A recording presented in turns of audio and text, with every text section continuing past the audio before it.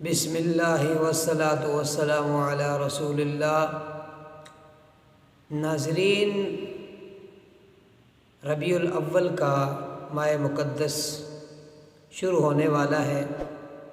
اور یہ بہت ہی عظیم اور فضیلتوں کا حامل یہ ماہ مقدس ہے۔ اسلامی تیسرا مہینہ ہے یہ، اور جہاں اس کی اور بہت ساری فضیلتیں ہیں،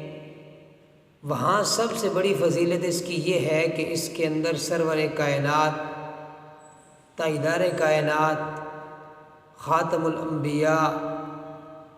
میرے اور آپ کے آقا جناب محمد مصطفیٰ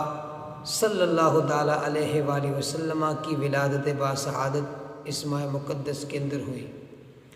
یہ بہت بڑی فضیلت ہے، چونکہ رب کائنات کی سب سے بڑی رحمت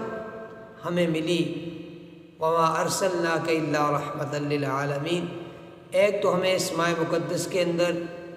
سب سے زیادہ درود پاک کی کثرت کرنی چاہیے، اور دوسرا جو ہی اس ماہ مقدس کا چاند نظر آئے تو یہ دعا پڑھیں آپ، اللہم اعلہ علینا بالیمن والایمان والسلامۃ والاسلام والتوفیق لما تحب وترضى ربی وربک اللہ۔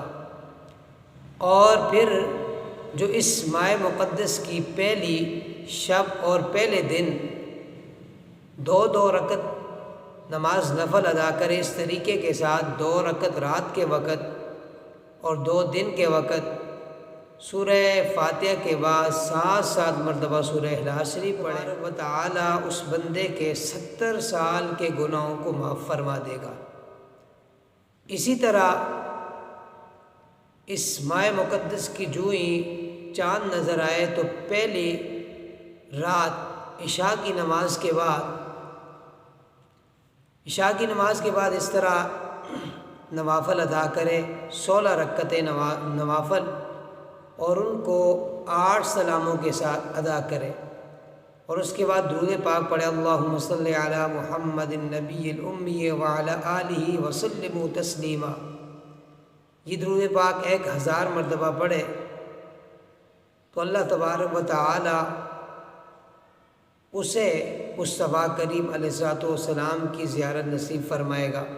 آقا علیہ السلام نے ارشاد فرمایا، حدیث پاک کا مفہوم ہے، فرمایا کل جب قیامت کا دن ہوگا، اللہ کے عرش کے علاوہ کسی چیز کا سایہ نہیں ہوگا، تو وہاں 3 اشخاص کو اللہ تبارک و تعالی اپنے عرش کے سائے میں جگہ دے گا۔ سرکار مدینہ نے ارشاد فرمایا کہ ان 3 اشخاص میں سے ایک شخص وہ ہوگا جو دنیا کے اندر کثرت کے ساتھ میری ذات پہ درود پاک پڑھتا ہوگا۔